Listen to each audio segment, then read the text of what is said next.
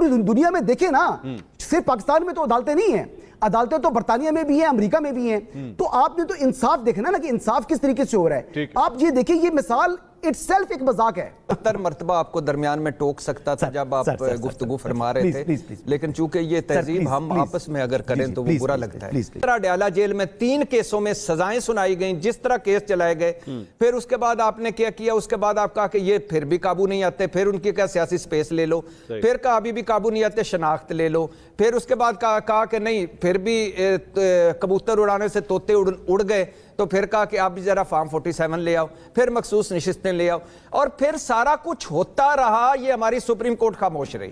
नाज़रीन करम, पाकिस्तान में इदारों की जो बुरी हालत है उसमें हमारा मीडिया भी जो है वो भी बज़ात खुद शामिल है। आपने नेशनल मीडिया आप देख लें कि वो किस तरीके से जानबदारी का मुज़ाहिरा अक्सर करते रहते हैं, लेकिन इस पूरे के पूरे सिनारियों में कुछ अच्छे सहाफ़ी भी मौजूद हैं जो सच बात को बवांगे दोहल करते हैं, और इरशाद भट्टी उन्हीं साफियों में उनका शुमार होता है। अक्सर नून लीग वालों के साथ वो सींग फंसा बैठते हैं।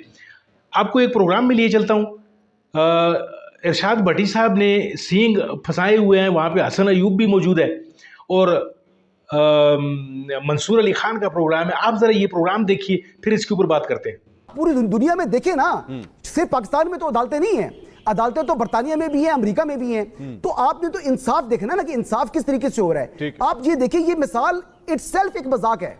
ये मजाक है, ये मजाक है। भट्टी साहब, इस मजाक के सर लोग हंस रहे हैं, वो कह रहे हैं हसन साहब, पूरे दुनिया के अंदर लोग हमारे पे हंस रहे हैं। सर क्यों हंस रहे हैं सर लोग हमारे पे? अच्छा, ये जो बरतानिया से मेरे भाई के दोस्त हंसे हैं, वो कितने टाइमिंग पर हंसे हैं। टाइमिंग देखिए कि हंसे कब हैं। पहले गालबन वो जो कुछ हो रहा था उस पर रो रहे थे, लेकिन चलो हंसे तो सही ना, खुशी तो आई ना कि सुप्रीम कोर्ट ने एक अच्छा फैसला किया।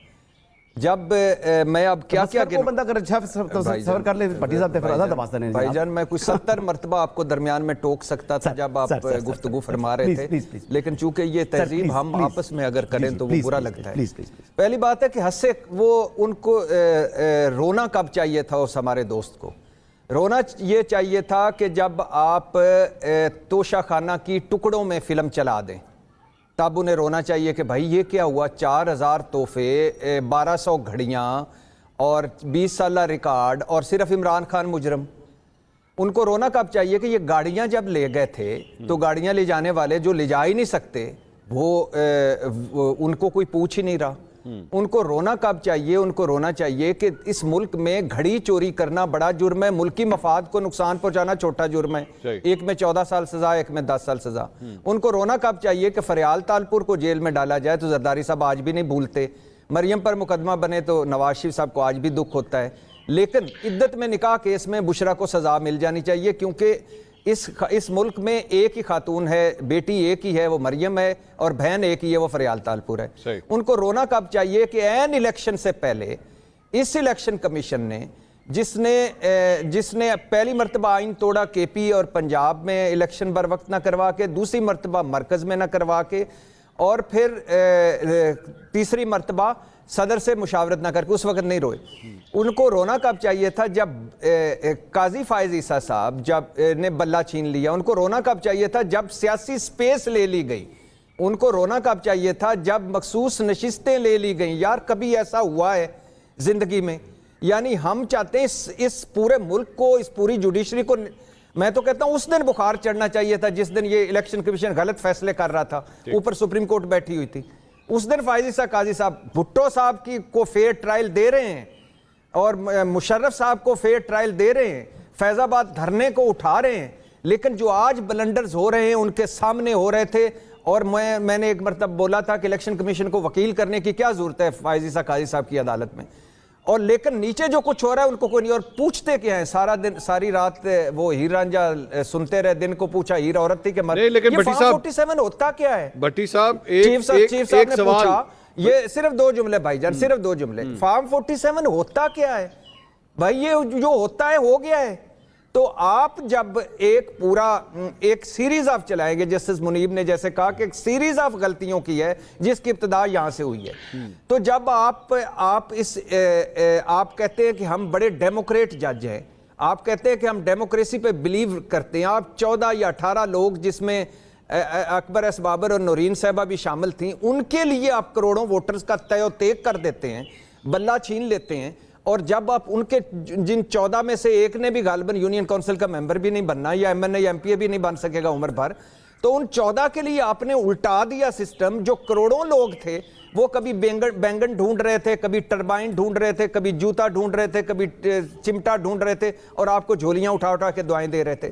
تو بات یہ ہے کہ جب آپ نے جیل میں ڈالا, نااہل کیا, جب آپ نے اس کے بعد آپ نے لگاتار 3 اس سولیسٹر صاحب جو تھے ان سے پوچھئے کہ جس طرح ڈیالہ جیل میں 3 کیسوں میں سزائیں سنائی گئیں, جس طرح کیس چلائے گئے, پھر اس کے بعد آپ نے کیا کیا, اس کے بعد آپ کہا کہ یہ پھر بھی قابو نہیں آتے, پھر ان کی کیا سیاسی سپیس لے لو, پھر کہا ابھی بھی قابو نہیں آتے, شناخت لے لو, پھر اس کے بعد کہا کہ نہیں پھر بھی کبوتر اڑانے سے طوطے اڑ گئے, تو پھر کہا کہ آپ بھی ذرا فارم 47 لے آؤ, پھر مخصوص نشستیں لے آؤ, اور پھر سارا کچھ ہوتا رہا. یہ ہماری سپریم کورٹ خاموش رہی.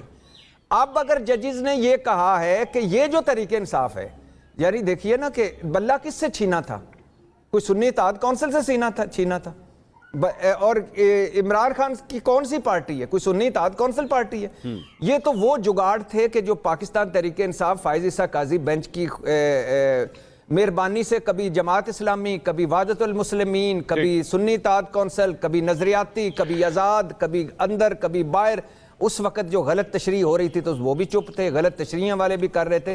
میں کہتا ہوں یہ ان کو سزائیں ملنی چاہیے نیچے الیکشن کمیشن میں, اور یہ جو تاریخ لکھی ہے یہ بتایا ہے ان ججز نے, اور یہ وہ ججز ہیں خیر سے جن میں ایک جج ہیں جنہوں نے نواز شریف صاحب کی زندگی کی گارنٹیاں مانگی, مجھے اجازت دیجیے گا, حسن صاحب ویٹ کر رہے ہیں, جن کی قسمیں کھاتے تھے یہ لوگ. حسن صاحب ویٹ کر رہے ہیں.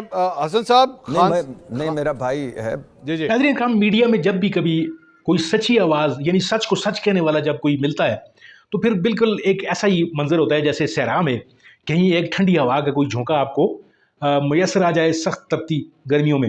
ناظرین کرام, ارشاد بھٹی صاحب جو ہیں وہ گو کہ ان پر کافی طنز اور کافی چیزیں ہوتی ہیں, یعنی ان کو بہت سارے ایسی جگہوں سے ہٹا دیا گیا ہے کہ جہاں پہ یہ اپنی بڑی آسان روزی کما رہے تھے.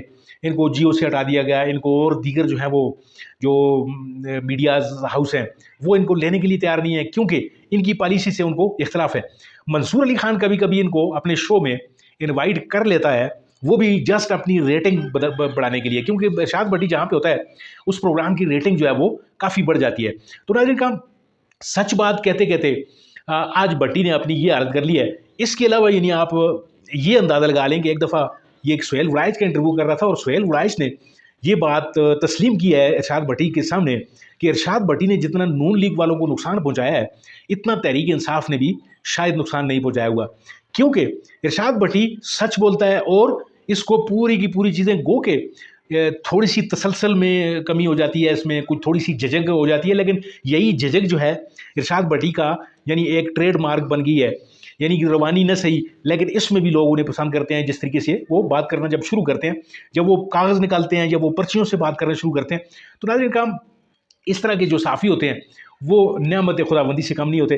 دعا یہ کیجئے کہ ہمارے ملک کو تمام کے تمام ایسے صحافی میسر آئیں جو سچ کو سچ کہیں اور جھوٹ کو جھوٹ کہیں, یعنی حسن ایوب کی طرح نہ ہو کہ جس طریقے سے وہ یعنی ایک تنخواہ دار ملازم ہوتا ہے تو وہ بیچارہ جو ہے وہ اپنی ملازمت کر رہا ہے, تو صحافی جو ہوتا ہے وہ کسی بھی معاشرے کا آئینہ ہوتا ہے. ناظرین کا بہت بہت شکریہ ویڈیو دیکھنے کے لیے. امید ہے ویڈیو آپ کو اچھی لگی ہوگی. اگر آپ کو ویڈیو اچھی لگی ہے تو اس کو لائک کیجئے, شیئر کیجئے اور چینل کو ضرور سبسکرائب کیجئے اگر آپ چینل پر نئے ہیں. ملتے ہیں آپ کے ساتھ کسی اور ویڈیو کسی اور موضوع میں, تب تک کے لیے آپ کا اللہ حامی و ناصر.